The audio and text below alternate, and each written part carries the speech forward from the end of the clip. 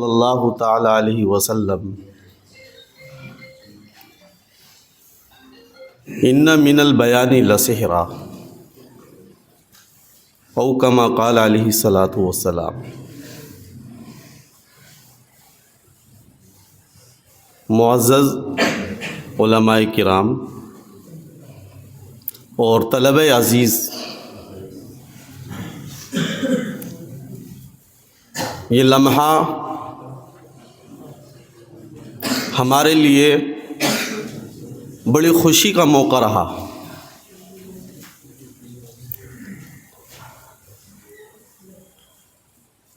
دیکھیے طلبہ عزیز، چند باتیں آپ کے سامنے عرض کرنی ہیں۔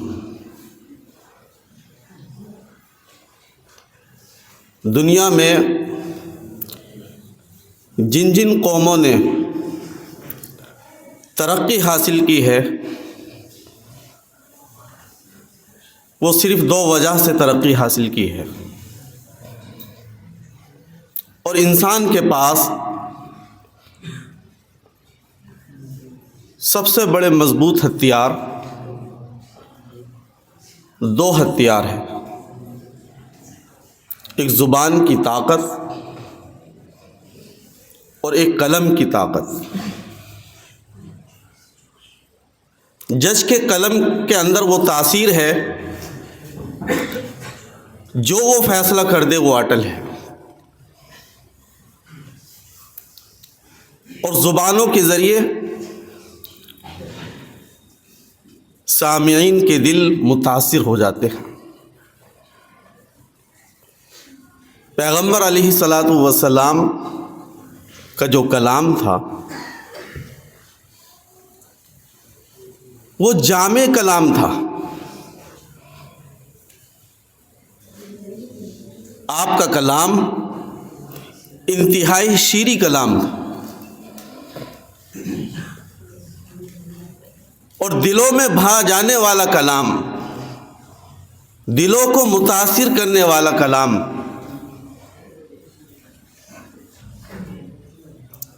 آج کے اس پروگرام سے بے حد خوشی ہوئی۔ اس طرح کے پروگرام اور اس طرح کی کاوشیں دراصل آپ کی صلاحیتوں کو اجاگر کرنے کے لیے اور معافی ضمیر کو ادا کرنے کے لیے ہے۔ وہ طلباء جو ان جیسے پروگرام سے دور رہتے ہیں، ان کے لیے ممبروں پر بیٹھ کر بات کرنا بہت مشکل ہوتا ہے۔ آپ جو یہاں چیزیں سیکھ رہے ہیں،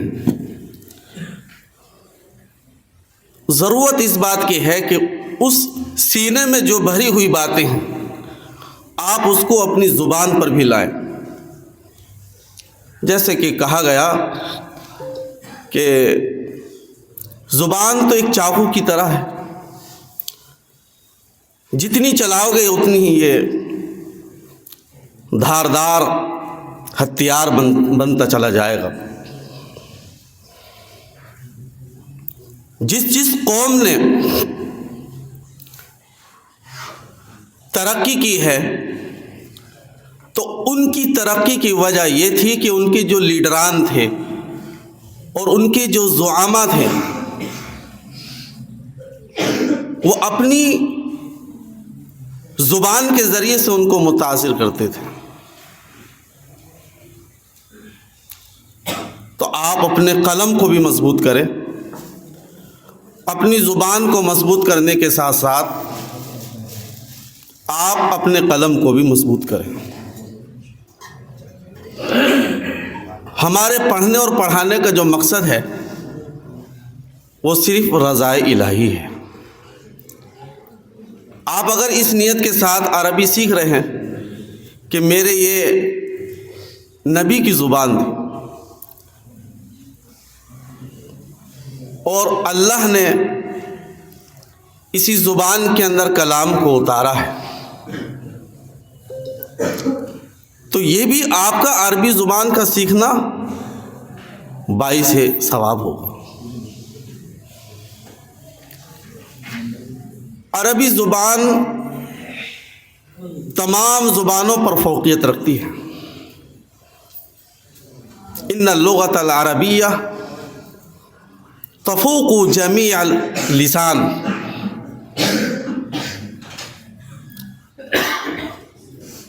عربی زبان تمام زبانوں پر فوقیت رکھتی ہے، اس لیے کہ یہ پیغمبر علیہ الصلاۃ والسلام کی زبان، یہ کلام اسی زبان کے اندر نازل ہوا۔ عربی زبان کیسے سیکھی جائے؟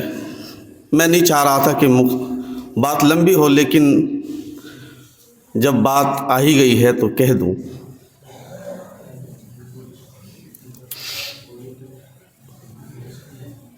صرف دو چیزوں سے ہی آپ عربی زبان کے اندر ترقی حاصل کر سکتے ہیں، تمرین اور مشق۔ حضرت مولانا نور عالم صاحب نور اللہ مرقدہ فرمایا کرتے تھے، اور ہم نے ان کے سامنے زانوی تلمس طے کیا ہے، طالب علم کتنا بھی کمزور ہو، عربی زبان کے اندر گفتگو کرے۔ اگر کسی چیز کی عربی معلوم نہیں ہے، اسی چیز کو آپ استعمال میں لائیں۔ مثال کے طور پر آپ کو بالٹی کی عربی معلوم نہیں ہے تو آپ کہہ دیں انا استخدم بالٹی، مثال کے طور پر۔ بس آپ کی مزاج اور آپ کی عادت کے اندر یہ چیز شامل ہو جائے، اور طلبہ کے اندر جو ہے شوق چدری پیدا ہوگا جب آپ لگن کے ساتھ محنت کریں۔ تدریب الانشاء نامی کتاب طلبہ کے شوق کے لیے مختصر انداز میں اور چھوٹے چھوٹے جملے اور چھوٹے چھوٹے اس میں رسائل وہ ہم نے اس لیے لکھے ہیں تاکہ طلبہ کے اندر شوق پیدا ہو۔ اس لیے کہ آج طلبہ عربی زبان سے بہت دور ہیں۔